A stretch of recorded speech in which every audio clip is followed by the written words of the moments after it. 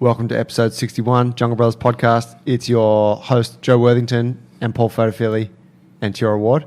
Hello. Good day. Welcome, team. Last week we had Coach Azza on the show, making the transition, the PT thing, the coaching thing. It's been interesting, likely for you guys who are listeners, how you've transitioned your training over this time. But you might not have considered, but it's been a very interesting and maybe developmental time for coaches too, because we've had to try and figure out ways to innovate and that kind of thing. In any case, that was last week's episode.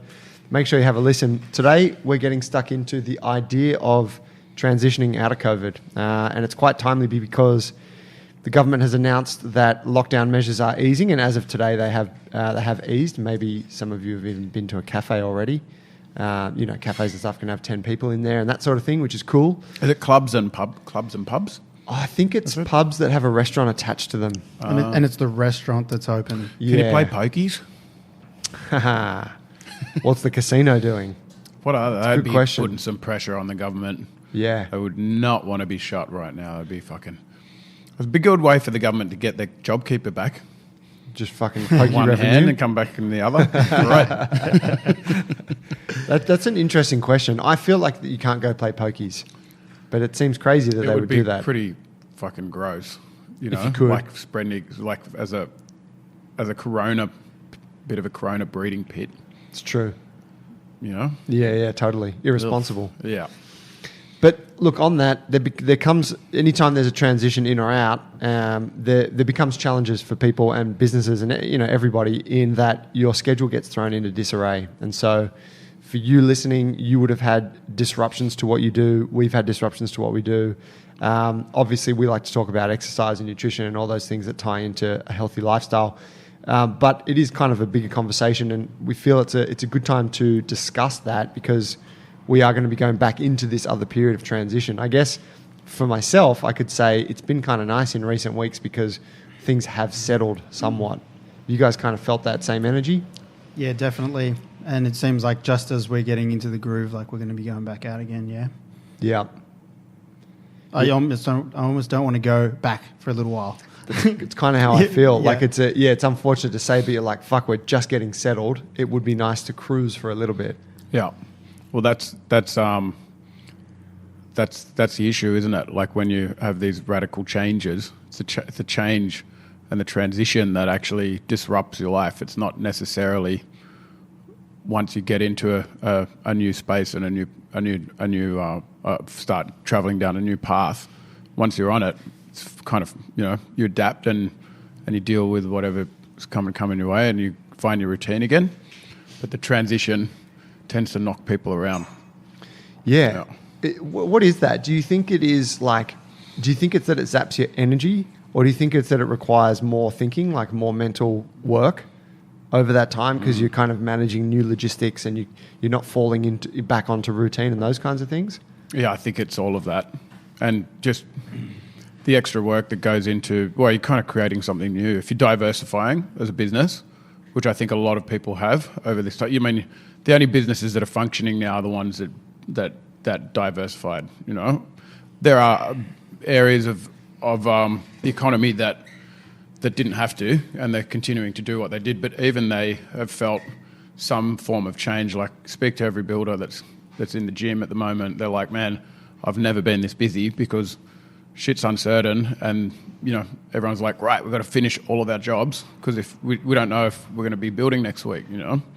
So that uncertainty, just kind of sitting there, it just accelerates production in certain areas and then shuts down production in others. And then places like us need to make the decision on whether we shut down or diversify.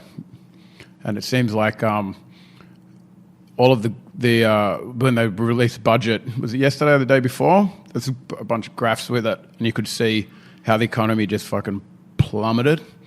And then it kind of pulled up at I don't know, it was like a 20 or 30% fucking loss, and then it started this gradual climb again. So it plateaued, and now it's starting to kind of claw its way back.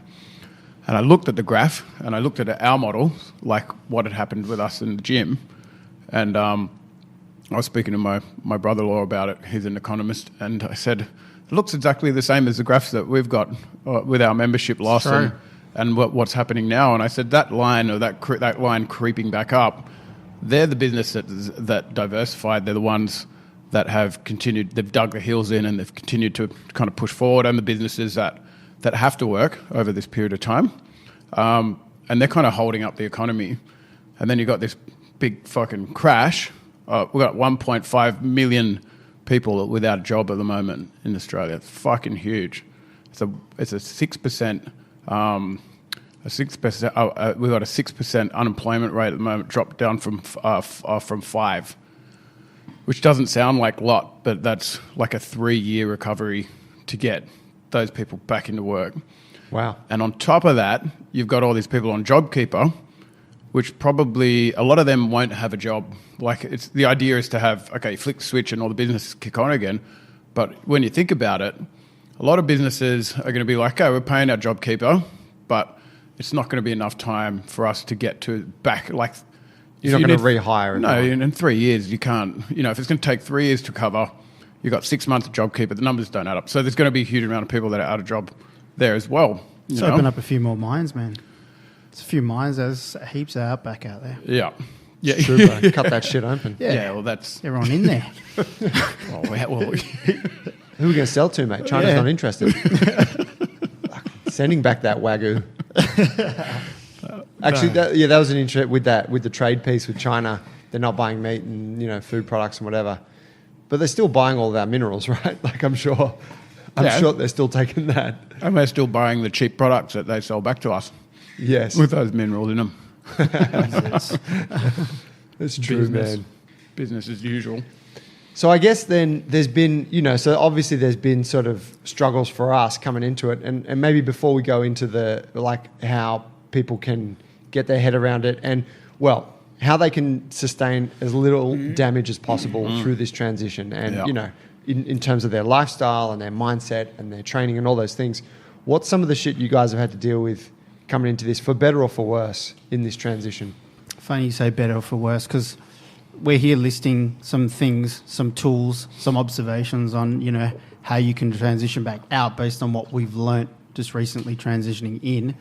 I will say that I'm not an expert either, and I can't say that I did it the best, but I did take some time to reflect on it, because what happened was, for sure, it was tough for me for a couple of weeks, just like it was for everyone else. We got super busy here. Meanwhile, there was homeschool, really busy at home. And then just all your time is stripped away and everything goes out of whack schedule-wise. So it was a tough transition. I probably, I could have transitioned better. You can always transition better, but, a little time to reflect and have a sit down with my partner and figure out what happened and how we could do it better and how we got to this point now, I think it's going to pay dividends going forward back out again. As far as the training thing goes, the training went down to pretty much nil for almost 2 weeks. That was, we spoke about that a little bit on a podcast a couple of weeks ago on how we got out of that. And a big thing was routine. I think with all the little bits and pieces that happened, routine, which I think we can all agree is a big piece of the puzzle. And we can get into more of that.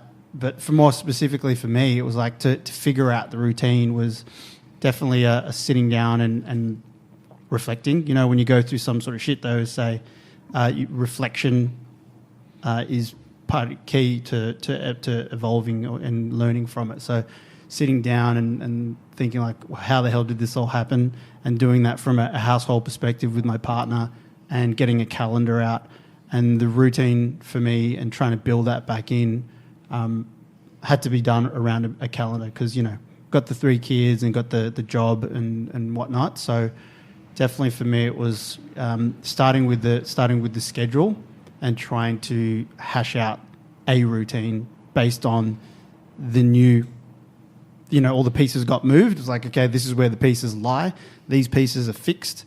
These pieces we can work on, and you try and fill the gaps and start to build something from there. Yeah. Yeah, right. So the calendar was the key tool there. And blocking that shit out. Yeah. Then starting to block it out. you know, I'd say I'm very fortunate with my partner, and we can speak on that level. Like, okay, what do you need? What do you need from me? And she can also listen and say, you know, what she can tell me what she needs, and I can tell her what I need. And she's also realizes that we've got to keep the gym going as well, and then just try and meet halfway. You know what I mean? Now, Tiora, you have a reputation for being notoriously good at managing your calendar. Yeah. How have things been for you through this time? Yeah, pretty Shots fired. pretty good. I mean, it's all about consistency, you know. You always told it's all about consistency. So if you're like consistently inconsistent, then inconsistency imposed on your calendar doesn't make too much of a difference. That's right. He's just ready to battle. Just roll with the punches. Yeah. But I think, routine's the most important thing to get back. I struggle with keeping times. I'm always late. That's a fucking problem. I think it's a psychological issue that I potentially have. I like to lean on that, but probably just me being lazy shit. And I'm sloppy with my times. But the only thing that stops me from being unbearable and not capable of working with anyone is the fact that I do have a routine structure that keeps me in line. It's like an anchor, you know? Yes. But even like referring back to that drop in the economy, that drop where people started losing money and all the rest of it, that also represents, that drop is the transition. And if you look at that on a health perspective, it's the same thing that you just talked about, Paul, when you're saying you didn't train for 2 weeks. So over that time, you're starting to lose, your gains in your training, or the progress that you've been making with you're chasing something down, or you're putting on lean muscle mass, or you're getting fitter, or whatever it is, or you're chasing your handstand, I don't know. But that drop, the longer you stay there, the harder it is to crawl yourself back out, and the more you lose. So the quicker you can make the transition into a new routine and try to hold on as much to the original routine and make as little amount of change as possible. It's always going to have to adapt. The quicker you can get back into a new routine, it's not just good for your body, but it's very, very important just for your mental health. You know, that's an interesting point you make, and I wanted to look at the idea of the quicker that you transition out. And it's also something I mentioned now I think about it. I said, I had 2 weeks, and then I started to make the turn back, and it's been a gradual turn back. But the actual transition, I think that's where probably lots of people get stuck, as in how to stop, how to plug it. Say you're sliding, and things are compounding. It's like, how do you put the brakes on that? You know what I mean? Because that's difficult. It's like, we all did a bit of personal development work, and you work on like being aware in a situation. So like, you and me might have an awkward thing in a meeting, and back in the day would blow up, but with some awareness work and stuff like that, you can start to recognize it early, and then you're like, oh, this is where this is going, and you can check yourself a lot easier and see what a situation is. So same with like when people sliding, like how do people stop the slide is my question. Yeah. You got to slow that shit down. Well, and how do you pull yourself out? I was going for beers. You were midweek. Going for beers? Yeah, in the fridge. Yeah, going like you're drinking reaching every day, out for a beer at the end of the day. So what is it that got and you the end out? of the day is like 2:30 in the afternoon. Yeah, and you're like, fuck, I could sink another one of them. It was full on. Sun's about to go down in about 5 hours. But drink a beer. And that's not part of my don't do that. original, like my regular routine. It's like, okay, well, you got to recognize the things that have snuck in, and you got to think of ways of getting that out again, and then bring back the things that, help you progress, move forward. I had a couple of strange, like similar to the beer thing. Like I was drinking alcohol. We spoke about this before, but I was drinking alcohol every night. Yeah. I think for the first 4 weeks, just like a glass of wine or a beer. We still drink the dark beer? Me, never. Huh? Oh, I don't mind like the weak The dark old- beers, like yeah, 2 years yeah, old or yeah. something. But yeah, not like Guinness and shit. But no, I like pretty soft stuff. But just, I normally would have a drink maybe on 2 or 3 nights a week, but instead it was 7 nights a week. But I also had a couple of distinct like food splurges that were uncharacteristic. One was there was a big packet of M&Ms in the cupboard that I think Misa had bought for Hattie when they'd gone to the movies or something, and Hattie would get like a little handful of them, and then like, you know, whenever she would remember them again, she could get another handful kind of thing. She forgets they're there. But I just demolished them, and then I thought, like in one night, and then I thought, oh, I should replace that. So I went and bought the packet again the next day, and then I demolished that. But then I remember on another day, I bought like a whole packet of chocolate Monties biscuits, which have always been a favourite of mine. Yes. And I ate that whole packet. And then I was going through this hot cross bun thing, and I look back and I'm like, why did I all of a sudden just let go of the reins on all of those things At the time where you least need it, Yeah. kind of thing. Yeah. You know? In a way. And I mean, in and of itself, it's not a big deal, right? No. You ate some biscuits one day, you ate some chocolate the next day, you skipped a training session that week, whatever. But if you're drinking more, eating worse, sleeping worse, not training, and you're doing all of those things, and you're not eating regularly, and you're doing that consistently, and then even with your productivity, if you're being slightly less productive every day for a few weeks, that's really enough to bring you off the rails in a sense. So what was it that made you stop? Was it like a thought that you had, or was it because you started feeling like shit? And then how did you stop? I mean, you're a pretty disciplined, self-aware guy, but yeah, it's a good question. Because I think with the food and it was the drink, my body fat percentage. It was that dig. I can't lie, man. Of course it was. No, as the motherfucker was texting me, calling me fat and shit on Instagram. Is that right? Yeah, he's like, "Oh, bro, too many hot cross buns." I was like, "Whatever, bro." I sent him the pregnancy emoji at one point. He was ripping me about being fat. I was teasing him about having shit hip mobility, and he's like, "Whatever." I was born with it. But no, it came down to a few key things. One was my partner Misa. She was like, I think she was like, "Oh, I got to curb the drinking thing. Like, I want to just go back to not having a drink every night." And I was like, "Yeah, I think that's a really good idea." And then we just did it. Like, well, okay, well, what nights can we drink? And we decided Thursday, Saturday, Sunday. They're the nights that we can have a drink, and the other days we don't. That's a good point. Calendar out. But it was just that discussion. And so that's really finding someone who's going through the same thing, talking about it, and then maybe buddying up with the person. Yeah. Exactly. Yeah. And finding a bit of balance. Like, you don't want to be like, right, you got all that pressure from transition, radical change, and then you don't want to be like, right, I got to fucking keep training 6 days a week, and I got to keep my diet for that's probably going to do even more damage. Yeah, you like got to be moderate. You got to balance things out a bit. Give a little bit, okay, I'm going to have a drink on the weekend, Yeah. Have some ice cream. And I know I'm drinking and I'm eating because it's a form of escapism, and you're aware of it, and you monitor it, and you restrict it, Yeah, exactly. And I mean, I guess that same kind of realization, like I get a lot of mine from journaling. Yes. I'm sure you do too. And and I was just thinking about that before when you were saying, like, how does someone stop and stop something in its tracks and then make a change? And I was like, fuck, I journal every day, and every day when I do that, that requires me to reflect on the day before, and then I reflect on every week. And so there's this process that occurs every day where I'm kind of reviewing myself, even though I don't strictly review myself, but it's like, what did I want to achieve this week? Have I part achieved of it, man. Huge part of it. Yeah, and training goals and health goals are part of that. So it almost, that in and of itself brings me back to... Sure does. Brings me back in line pretty quick. Yeah, I'm the same. And because we do it, it seems very normalized, but I think that would help a lot of people, individuals who are trying to stop the slide, because it's that stopping and checking yourself, as you said, and reflecting. Like, how's it affecting me? Yeah, like, do you ever think about...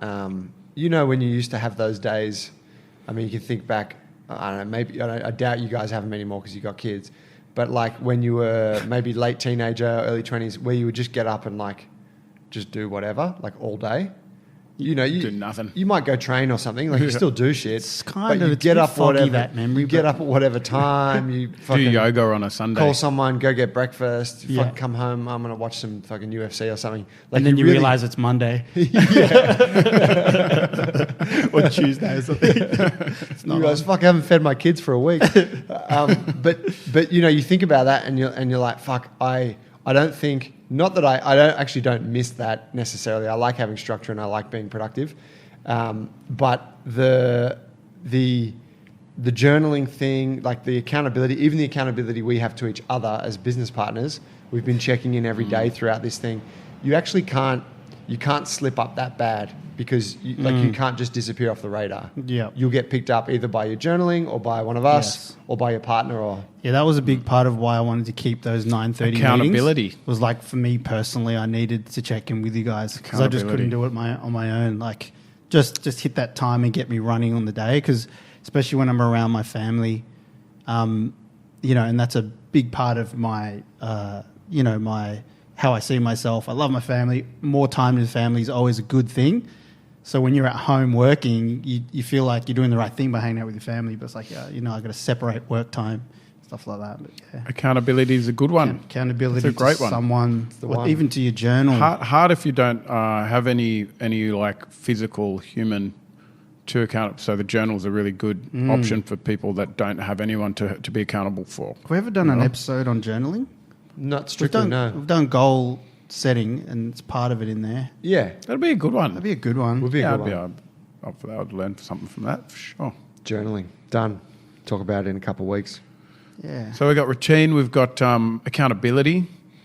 I think also having a look at what kind of hurdles stop you from getting your routine yes. back. It's like, I think a lot of people have realised how dependent their training routine actually is. Like you don't have OzTag, you know what I mean? You can't meet up with your teammates for an athlete or for a team sports person.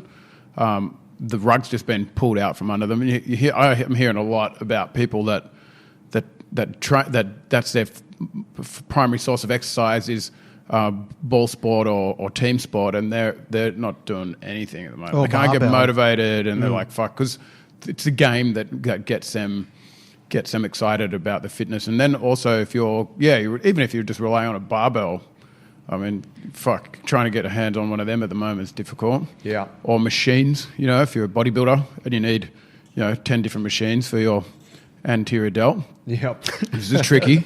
You got to fucking... I just want to hit it from every angle, maximize that growth. It's a hard one. So I think it's also forcing people to get a little more independent when it comes to their exercise.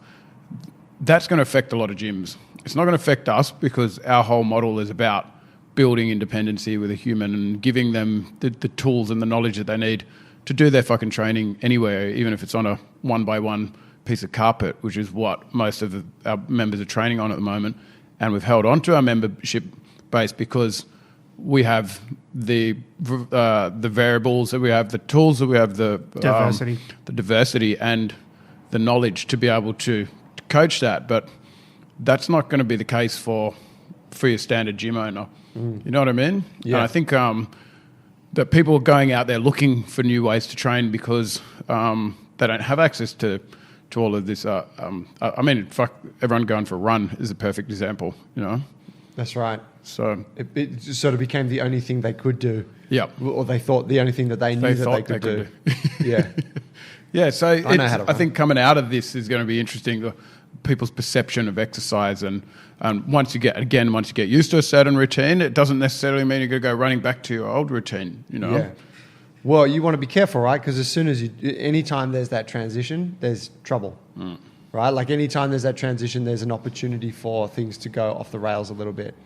And I think that's kind of where we're at, is like, if you can acknowledge that there is going to be a little bit of period of disruption, and that you need to kind of make that period as short as you can and get back on track, then it goes okay. But if you're sort of not ready for it and you get caught out, then that period of disruption becomes 6 months, a year, whatever, where you haven't been to the gym, where you've just not been eating right. You kind of undo a whole bunch of hard work. Yeah, and that transition coming into the lockdowns, there would be a lot of people that had a regular training routine that are still sitting on that downward slope because they haven't managed to make the transition to either something else or just find routine again or get back into some kind of cycle, and they're probably just sitting there waiting until their gym reopens or whatever it is that they do, and they're going to get a fucking nasty shock. You know, 6, 8 weeks, 12 weeks of not moving and eating shit, and then you're just a fucking injury hazard after You that. won't jump back into jiu-jitsu with your mate who's been lifting weights for fucking 12 weeks, following the Bulletproof program, Jungle Brothers Online. Yeah. And then he just fucking tears your arm off your torso. That's right. You know, so that's another good thing. Like over this time, if you can't get access to your discipline, then you should be looking for ways to accessorize for that discipline. And we've had a few. We've got that young fella Neil that just joined up, and he's like, right, I just want to get mobile. I just want to get strong. I want to hit the mats and just be a fucking animal when I do it. So, and he's training fucking every night. Is he? I'm seeing him online, constantly. And I'm watching him, and I'm thinking, shit, he's going to get back on the mats, and everyone else is going to be rusty, and he's going to be in a much better condition than he was when he left his gym, which I think is great. Yeah. You know? I really admire that. It's fucking awesome. So Exciting. he's a new member. We hadn't met him before. Neil's his name. You said jiu-jitsu is his thing. Yeah, he doesn't live. He lives on the other side of Sydney, so he's always checked us out, but he can't get here. Jiu-jitsu is his thing. He's never he's not doing any other accessory training, and now he's training with us. Mad. Using our system. That's mad. Which is good. Yeah, and it's working. So I guess there's a thing in that we could pick into, which is the you might have lost the ability to do the thing that you really like doing, jiu-jitsu or OzTag or lifting a barbell, whatever. And if you are attached to that thing strictly, then it's very hard for you to find something else. But if you attach to a greater idea of perhaps developing yourself physically or becoming a more robust human being or enjoying the process of, physical development, whatever it is, then it gives you a little bit of leeway to explore different options, doesn't it? Yeah, I think so. And I think for just general well-being and health, it's important to be doing that even without a COVID, Yeah. virus. Mixing it up. Yeah, man, fuck. I think it's been quite fun for lots of people, including myself, to be challenged to do to find something new, because whatever, you could see that we'd always train in the gym, always in the gym, and on the odd occasion have a park session with a friend, or just because it's a nice day, or playing on the weekend when you're away or something like that. But yeah, just having that challenge to figure out something, how to keep moving forward with the goals, but just like out in a park or with different gear. It's interesting. You learn a lot about, things. So you say you're trying to achieve a certain movement, you can't do it the way that you've been doing it.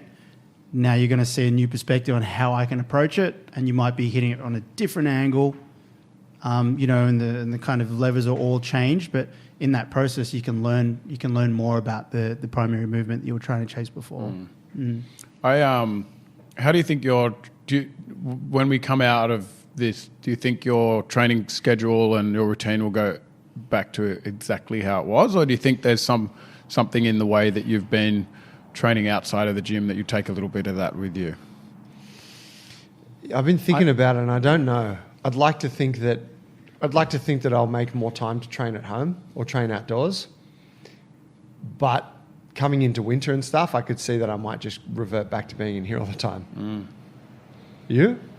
Well, we were talking a little bit about how we're going to change back, and I think I'm going to have a look at it and maybe change the way I do things for sure.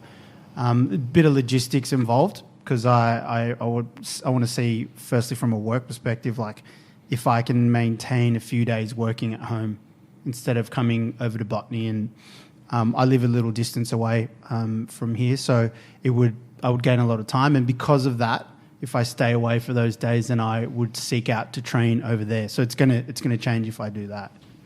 I'm kind of here on a Tuesday night because I like to do Fight Factory, or is that Thursday night? Whereas if I choose that to be my day over there, I'm end up joining a dojo over there or something.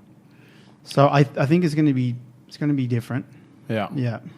I'd be doing a bit more outdoors. Yeah. I used to do a lot of training outside, and it wasn't until we got a gym that pretty much stopped. I mean, I stopped training anywhere else once we moved into this big location. I did a few sessions in and a couple of little gyms. But other than that, it was just like, to be honest, there was nowhere else I wanted to train, you know? Yeah. I just fucking love it here. Like Yeah. the people and everything's where you want it to be, and the equipment's sick, and we've got heaps of space. It's like, it's the gym that I want to visit when I go on holidays and look for something, you know what I mean? Yeah. Yeah. So I haven't had that necessity, but now just getting away from the gym, I think, has been really healthy for my headspace, you know? Because when you're training in your workspace, you're constantly thinking, I need to tighten that up, and I got to speak to so-and-so, and I'll check my phone. I see you doing You know, yeah. When It's the worst. Sometimes it's the shittest in thing. between sets, because you you're pull the usually spanner talking to out. me, distracting me. So yeah, it's been good. It's been good to just focus on the training. Yes. Yeah. So I'm actually enjoying it, and I think I want to take a little bit of that with me coming out of this. You know? Yeah, it's nice. Yeah. Yeah, like, I mean, going down to the park, doing some PT, putting some rings up, some handstands on the tiled area or whatever. I'm like, man, why was I not doing this before? Yeah. Especially when the sun's out and you're like, you know, catching a bit of vitamin D, and you're like, this is sick. And there's Yes. a park just around the corner from the gym. Like, Yes, absolutely. it's not like it's hard. No. I think a lot of people are going to have a little bit of that going on. I mean, even when it comes to stuff outside of training, like going for a fucking walk in nature or playing with your kids, and you're like, shit, why haven't I been doing this whole time? Things have just slowed down. Like the whole economy just slowed down. It's like nature's got reins and just pulled them, you know, and everyone's just like, all right, okay, I'm slowing down. Then you're like, oh, fuck, actually, I can still survive like this, you know? I mean, it's nice if you've got $750 JobKeeper Yeah, that'd be supporting that sweet. lifestyle, but once that shit runs out, it's fucking on. Charge. Yeah, I've been sort of thinking about, you know, there's been a lot of people, you see a lot of stuff posted online about, you know, people trying to sound kind of profound and, oh, this is going to change everything. And like, the world as we know it's going to be different going forward. The And fitness industry will never be the same. yeah, again. and like, and people are realizing the connection with their children. And it's like, yeah, like people totally are. And there's all these great things. And And then 6 weeks there's- later. man, I think, I don't want to be pessimistic, but I really do think it's largely just going to bro. revert back to It's what going it to was. be even worse. People be working 24 It's hours a going day. to be worse because everyone's going to be like, I need to catch up. And that's Yeah. like everyone. Government's going to be the same. They're going to be like, we need to dig out more coal. If I chop down more trees, we've got to get back out of deficit. You know? Back into growth. Yeah, everyone's going to be like, yeah, fuck that. Just want the cheapest deal. I'm going to fucking buy the shittiest product, sell it for as much as I can. You know, there'll be that element for sure. Has to be, you know, which is kind of fucking gross when you think about it. It is.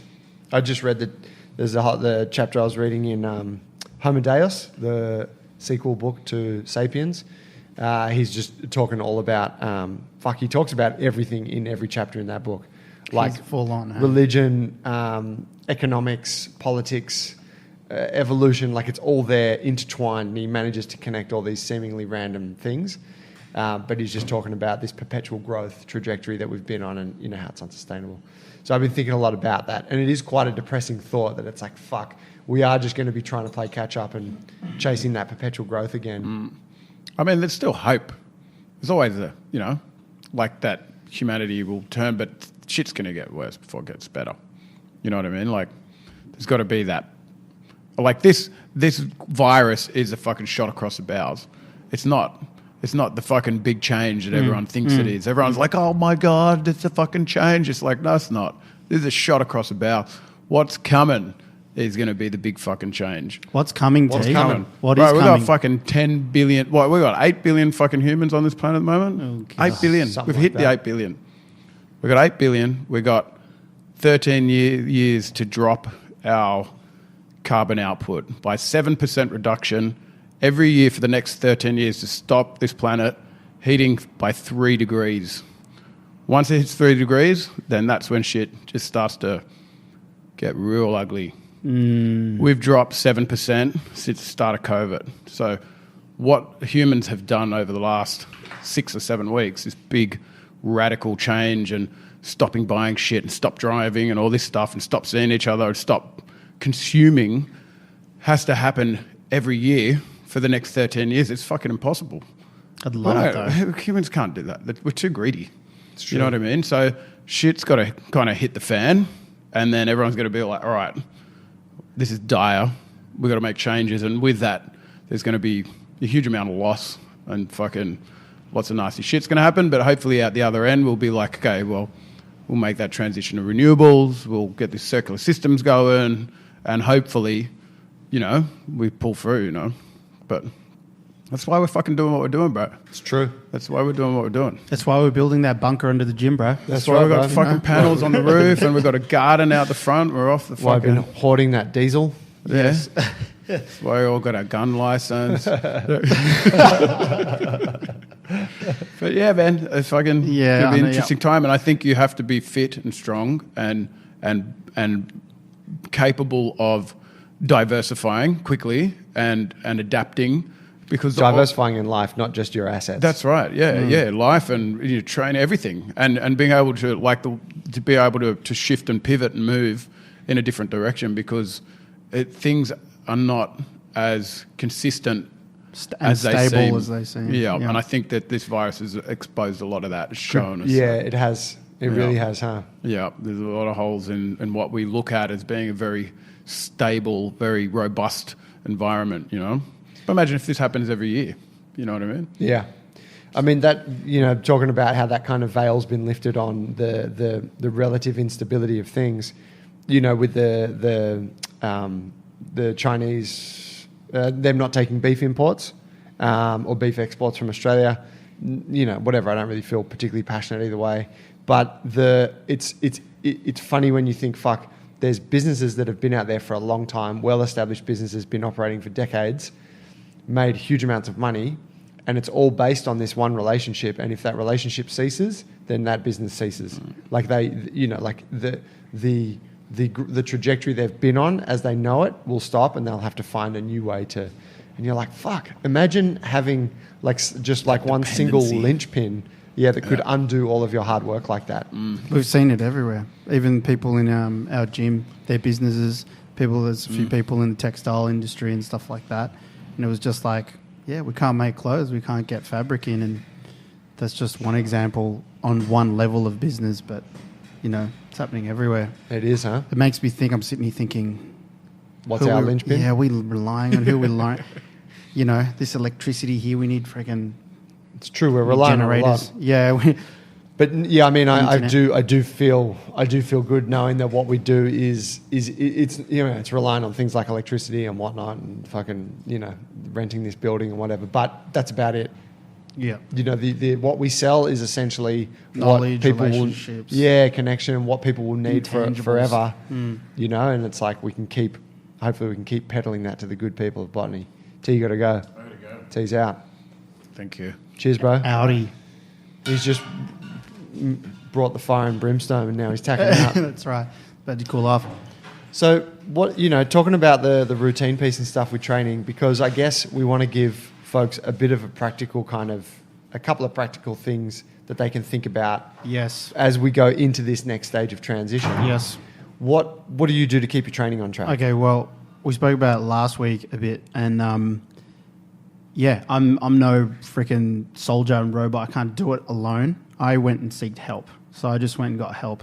I was like, this isn't working. I tried to pull myself around, and I ended up going to Marco and getting a program off him.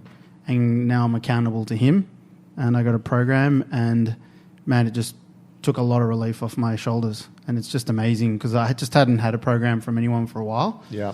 And it's just that feeling, you've been there before, where someone else is just programming your stuff, and you gotta let them know what you're doing. So in short, I tried to do it on my own. Wasn't working so well because I was still dealing with the ins and outs of the transition, but I was more aware that I needed to change. And then I just was like, you know, why are you doing it alone? Fucking outsource this section. Just go get it. Yeah. So such a good point. Yeah, finding help. Either from, that's for me, you know, I'm a coach and I kind of know what I'm doing in training. And, you know, Marco gave me some work. It's more the accountability thing, you know, and being able to bounce off, you know, my goals to him. But for an individual, it's just as simple as, you know, joining a gym maybe, and it's just being accountable to the group, joining the tribe, or just going for that one-on-one and getting everything really tailored for yourself. Yep. Someone to talk to besides just, you know, the movement stuff, because, you know, PTs do a lot more than just the physical part as well. Yeah. So yeah, get help. What about the logistics of actually getting then that training done? What do you do? Is it tell me how you manage your calendar, manage it around the kids, all that kind of thing? Is it non-negotiable? Is it dynamic? Yeah. So I can't do it at home. So I started training with clients. That's what I was doing. It was accountability to other people and accountability to that session that I was doing with them. I pretty much had to pair it along with the time that would work best for me, where there was no distractions, where I was there for it. And that is, I've been doing handstands with Susanna at the park last 6 weeks or so, and it's been really great. And, we're just there all the time. Sue joined us this week. It was really cool. And then I train on the days that I'm in the gym. So that's Monday, Wednesday, Friday. And then, I come from group training, man. That's why I really love Jungle Brothers. I'm not this coach that teaches group training but loves just to do my own thing. I'm in the Fight Factory class on Thursday nights. I'm, trying to stay connected with people because I love that sort of thing. So it's kind of, that's how it's worked out for me. It's like on that schedule, put it in those time slots and where I can be accountable to people, train. If I can find a way to train with someone, then that's worked really well. Yeah. Yeah. I like that. I think there's a lot of for people listening, maybe who train at our gym, there's a lot of practicality in that you could have with, say, a training buddy at the gym. So someone that you would typically attend classes with and maybe partner up with. You could book to train together at certain classes online.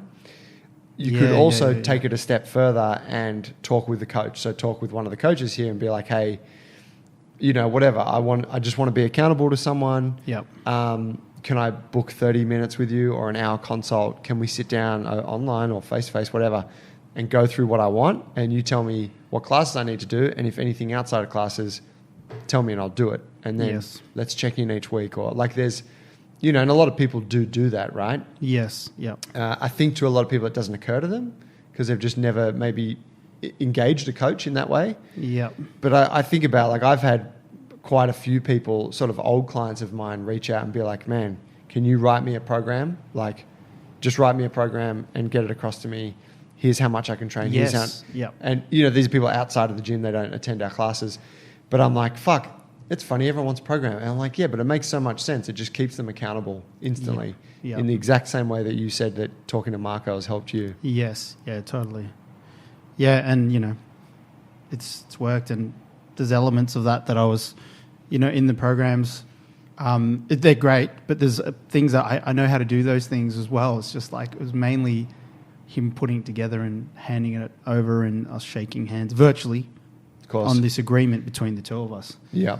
So, I think for members as well, it's not easy. Say you train even in a buddy partnership with someone for years in the gym, you may not have crossed the social line with them and seen them outside the gym. True. Either. You might not text with them yet. Yeah, and it's hard to, it's kind of casual and you see them every session, but you don't, you haven't bridged that gap, which you should. I'll tell you about how I text with my barber. No. It's a funny story. Which barber is this? His name's Nabil. You've been going through a few the last few years. Did you find one that you... He's my guy now. Okay. He's been my guy for, I don't know, maybe a year. Yeah. He's up at East Gardens. Yep. He owns the barbershop there, Uppercuts, I think it's called. It's a big one. Az goes there, but he's real good. But I just went in one time and he, and he's a bit of a staunch dude. He's like, "What's up, man?" I'm like, "Yeah, I'm just here for a haircut." He's like, "Sit down." Anyway, then we started chatting. He's a really nice guy. We get along quite well. But it's funny, right? Because I was like, "Bro, this is a good haircut. This is quality. I've been searching for this for a while. I'm going to come back to you." And he's like, "Cool. When you come, just wait and take a number and wait, and then ask. I'll see you, and then I'll get you up when I can." So I'm like, all right, cool. So I go back and he's my guy. And people are like, "Oh, are you next?" And I'm like, "No, I'm waiting for Nabil." It's that kind of thing. Yeah. And anyway, we, you talk, right? So you catch up, talk about the UFC, talk about funny shit that I saw on YouTube. I think I was telling about a podcast we did. And, eventually you're like, "Oh, I'll send you a link to that thing.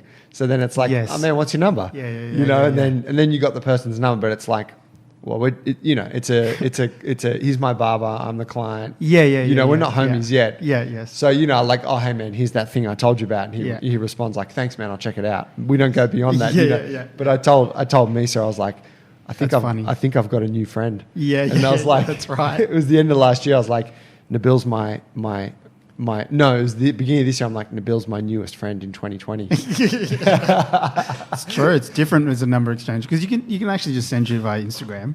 It's true. Yeah. But even that, like, oh, what's your handle on Instagram? Let's hook up. It's like, sometimes that's a bit weird. It is weird. Yeah. But, if you are a member of the gym, just do it. Fucking ask that person.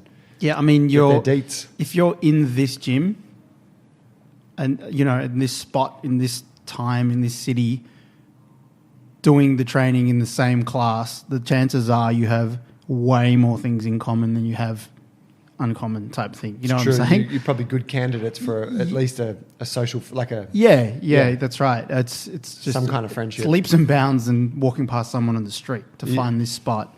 And there's a part of you inherently that is like-minded. So just throw it out there. Do it, man. Yeah. Okay, so the training buddy thing's big. I tell you what's been quite important for me has been scheduling my training in. I used to sort of do like, I'll sort of train sort of in the morning, like mid-morning, or I'll train mid-afternoon, depending on what I've got on that day. And with the way I work, I just work through. I just don't, like, if I don't train, if I don't have it booked in at some point, and even with it booked in, I come very close to missing it a lot of times. And often do, right? I'm like, I'll skip today's session because whatever, this work in front of me is more important. But Misa and I have booked in that we train at 4:30 on, it's really Monday to Friday. And we train from 4:30 till 6. And sometimes we don't get down into the garage until 5, sometimes 5:30, sometimes 6. But it's there and it kind of keeps us both on track. So I come down, she's doing whatever. I come down from the office. I'm like, hey, let's train. She's like, all right, I've got to wrap this up. And then we go, And having that there, it's sort of marking the end of my day, like as punctuation, like this is the end of your work for today. Yes. You can always go back and do shit after dinner, but typically we'll train and we'll come in, make dinner, eat dinner, and then it's like, whatever. That's really nice. It's very convenient that you can keep that on the same time every day, because that really nails the habitual nature of it. Yes. Where you feel drawn to it, whether you know what the time is or not, or it's what you usually do and you've been doing it for so many weeks. It's true. The hard thing, the interesting thing will be to take the principle that you just mentioned about scheduling the time. And then you've also got the buddy thing going on, taking that principle and then going back to potentially an irregular schedule where you can't have it. Do you know what I mean? Like where it's not daily at that time. Yeah, at the same place as well. It's true. Yeah. Yeah, where it becomes like, Mondays, Wednesdays I train at this time in the afternoon. Yeah. Tuesdays, Fridays I do this in the morning. Yeah. Yeah, and no doubt that's what it will be, right? Like when we go back to it, I'll go back to jiu-jitsu a few times a week, and it's sort of how it has to be. Yeah. But for people with their training and stuff, it's really important, I think, to view a baseline for yourself. And this is something I talk about a lot. I put a blog out about it last week, which was just committing to one training session that week. So say you start your week and you don't go to a class on Monday, and then it gets to Tuesday and you don't go to a class on Tuesday, and you're like, fuck, this week's going to be a write-off. The whole thing compounds in your head, and you think like, I've blown it. What's the point of even trying? I'm just going to start fresh next week and take the rest of the week off.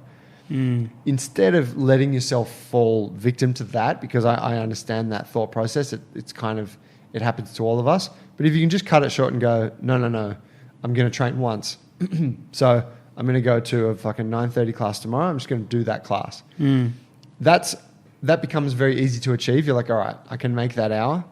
And the momentum that you get from just doing that one session, that one class, ultimately makes it real easy for you to get back on track. You're like, I'm going to do a class tomorrow as well. Yes. Before you know it, you've hit 3 sessions that week, even though in your mind you blew it the first half of the week. Yeah. But you pulled it together and had a great week. Yeah. And I think that's like setting that little sort of immediate goal and making it very achievable right off the bat is super important.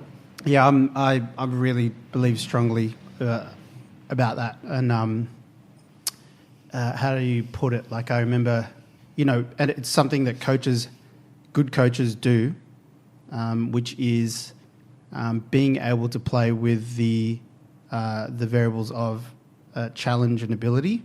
Something has to be challenging enough for you to progress, but you have to be able to access a bit of that at a certain level that it keeps you engaged with the thing. You know what I mean? So if you make something too hard, they're going to tap out or they're not going to get the benefit.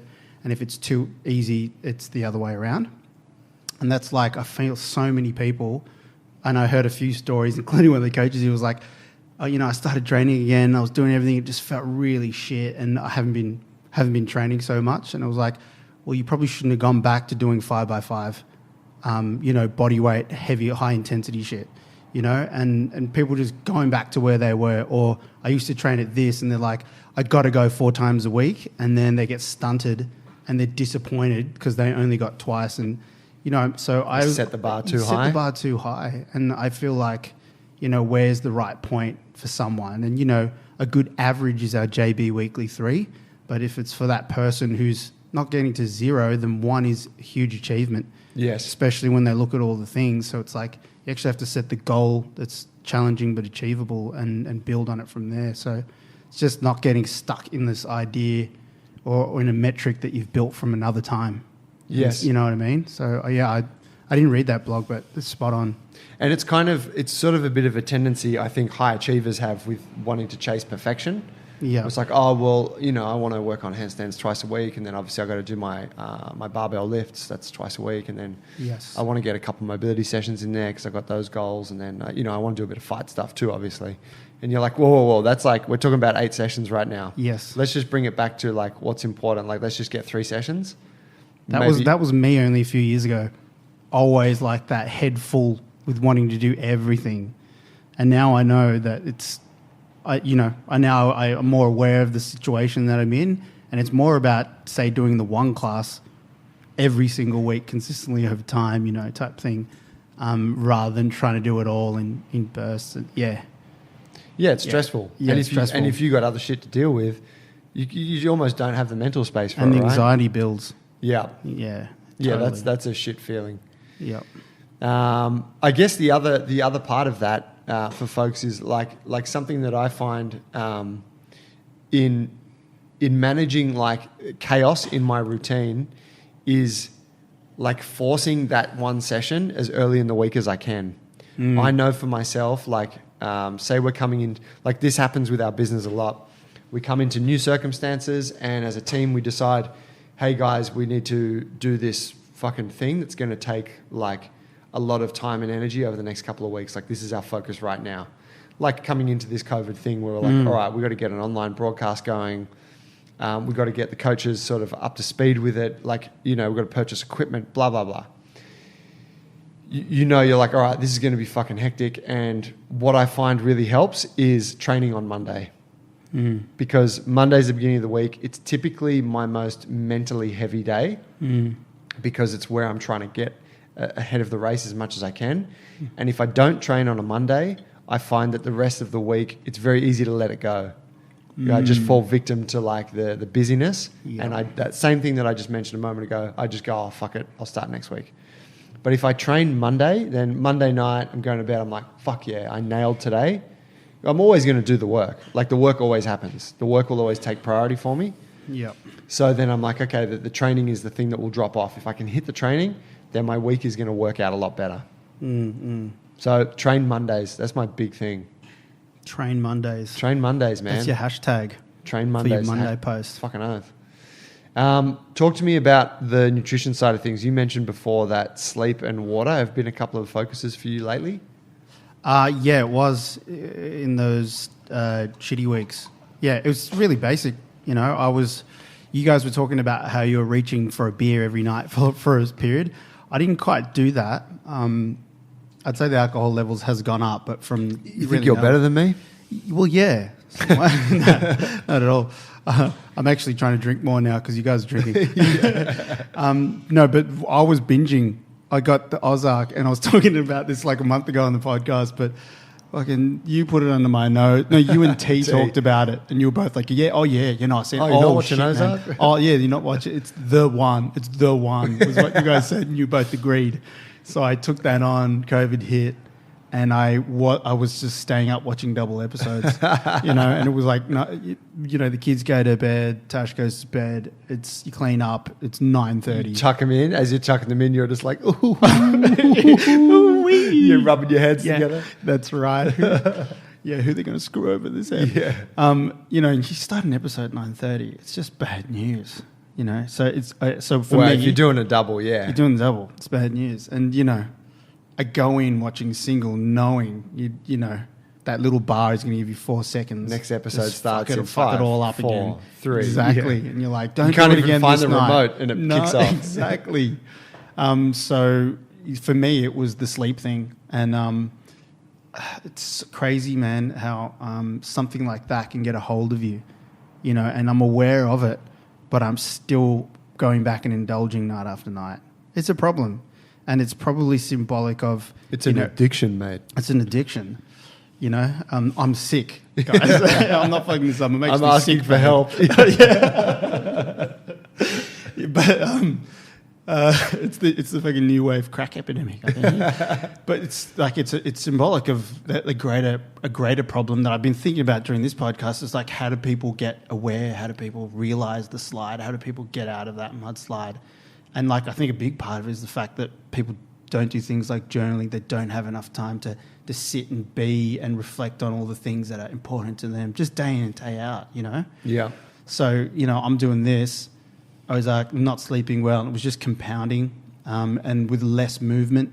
I was still coaching classes and moving a bit, but my volume of movement went down, so I was just feeling stiff and stuff. And I know when I don't sleep much, and that's happened through cycles, I've had some bad cycles through parenthood and whatnot, where, I just start to feel really tight. And, man, I realized what it was. And then I just said, dude, I just got to go back to basics and start sleeping more. And paired with the tightness thing, I started doing some mobility drills at home and realizing I was really feeling like hard to get into stretches. It was difficult. And then I just thought, God, I just looked at what I was doing. First of all, not even food. Food's been okay. I get cooked for, and I'm really, really lucky. But I was just drinking like probably a third of the water I would drink usually at the gym. Yeah. Because you're at the gym, whatever it is about that, like I guess you're talking more. So you're not just sitting in a house, not perspirating, moving, talking. Now I've drunk like 2 massive cups because, just my volume of water went right down. I was like... Usually have a water bottle at the gym. You don't really roll with a water bottle at home as much. Not as much, and if there's kids and everyone going around, you're not thinking about yourself as much. You're just distracted, So I just thought, my tissues are fucking... I'm not giving them a chance here. Dehydrated, man. So I was like, okay, I'm drinking 3 litres of water a day and I'm going to sleep, and I changed my thing and it was like, I got to get a minimum of 7. And then I realized that I was trying to work Ozark with that minimum of 7. I was like, it doesn't really work that way. So then I was like, I just got to pull the pin on the show. So look. Savage. If you just go back to, it's what I did was, though, I knew it was coming and I watched as many as I could in a short amount of time. Really went hard. And now I'm like halfway through season 3. But it was just going back to basics, and that was very basic. Sleep and drink water. And, the nutrition thing, it was doing okay, but I took a moment to think about it and go, yep, okay, my tissues are all right now, and I can start to build on that from there. I mean, it always comes back to those simple things, though, doesn't it? Mm. Like if you think, and I can't rattle it all off the top of my head, but the members' creed that we have. Yep. If I think back to what's in there, it's like move my body every day, drink at least 2 litres of water a day, eat mainly fruits and veggies, whole foods. Whole foods, yep, seasonal whole foods, and learn to cook for yourself. Make time to meditate daily, and whatever that is for you. Maybe your journaling is your meditation. Maybe you like to sit cross-legged and do the thing. Listen to music. Yeah, like really, but some time to kind of just be by yourself and sort of center yourself. Yeah. Do those things, and if you do those things like consistently, man, they really push the needle in terms of your sense of well-being and your sense of control, 100%. and your sense of control over your day and the outcomes and your how you show up in relationships and all those things. In some ways, when we're talking about training and stuff, I feel like I often think like, oh, what would it sound like to someone who doesn't know about this gym, or like someone who doesn't know about this gym fitness kind of lifestyle? Yes. And they listen to this and they're like, oh, you sound like exercise is so important. And it's like, or like Yes. that we place this great importance on it. And I think I could see that for some people that would sound kind of absurd, because it's like, you don't need to train 5 days a week, right? Like you just need to do some shit, every other day kind of vibe. But it's not about the exercise or the training. It's about how that affects you throughout the rest of your day and the rest of your week, and your training, your nutrition, your sleep, how you control your mindset. All of those things tie into that. And I think like we've just said, they're all so important. When one of them goes off the rails a little bit, it's not the end of the world. But when you find that a few of them have gone off track, you notice the difference, and you're like, fuck, why do I feel so chaotic right now? Yeah. So it's simple stuff, but it's like, it's important. You could have any goal in the entire world, whether it's financial, it's in another industry or a relationship, any goal at all. And I think I could say with full confidence that exercise and being healthy would assist that goal. Unless your goal is to smoke yourself and eat yourself to death. Yeah, not be healthy. Yeah, not be healthy, then you know what I mean? Like, I've always been, my perspective has always kind of been that way. Like, it's a support for my life rather than my entire life. Yeah. So, yeah. And we were talking about it the other week, like, baseline for me is just energy, energy that I have. And that was something very evident to me back in the day when I kind of made the flip. But now I notice it every now and then. Like, I don't get a lot of sleep often, and I can still show up. And I can't measure that, but I know. I guess you could see people kind of from the same place, same age, same sort of circumstance, and I guess I can see the evidence of non-action and in them, and I know that it's helping me day to day. Yeah, it's cool, man. It's a big one. Well, for folks out there, get on that shit. Find yourself a journal, start doing some meditation, and shit, if you haven't done meditation before, just use an app, use Headspace, use Calm, something like that. Dial your sleep in. Make sure you're getting to bed at a regular time. Make sure you're getting up at a regular time. Make sure you're getting at least 7 hours a night. Bedtime, like a nighttime routine, morning routine, that stuff's super important for me. Prep your food. Make sure that you're eating well. Make sure you're drinking plenty of water each day, and train. Just do something with your body every day, but try and train hard 3 times a week, huh? Get something, something substantial done on those days. Absolutely. Get some help. Yeah. Get some help, whether that's PT or a coach, or buddying up with someone that you know, getting some advice on what you should do, as well as just accountability to that person. Would be cool. I mean, if we think like for most gyms, we've got our Facebook group. Most gyms have a social group, right, that their members belong to, whether it's on Facebook or WhatsApp or whatever. That's a great place to reach out and find a training buddy, someone that's like, there's probably someone out there that wants to reach out as well, looking for, a bit of mutual accountability. Hit them up, say, hey, does anyone want to pair up with me to hit these 2 classes each week and help keep each other accountable? It's so easy to do, and those tools are there for you to leverage. Absolutely. Should definitely post this episode, make a point of posting this one in the tribe group this week. Good point. Yeah. That's a good point, I will. We'll wrap it up there. Bro, thanks for today. Thank you. Thanks, everyone, for listening. I hope you got something out of that. If you enjoyed it, please share it with a friend or take a screenshot, post it on your Insta stories, something like that. Just help spread the word, because the more listens we get, the better support we have to continue doing the bigger podcast. my ego. That's right. Damn right. Where the numbers at. not a lot coming up here besides the fact that hopefully the gym doors will be opening soon. So, stay tuned for that. We'll let you know once we know. And there's not a lot of clarity around that now, but we're hoping maybe between 4 to 6 weeks would be cool. In the meantime, all of our coaches are available, personal training, one-to-one consults, whatever you need, hit us up. If you want help with your training and you don't train with us, hit us up, junglebrothers.com. We got live classes. We're doing up to 6 of them a day, every day of the week except for Sundays. There's a shitload going on. So if you need help, reach out and let us help you. Thanks, fam. We'll catch you guys next week. Peace. Peace.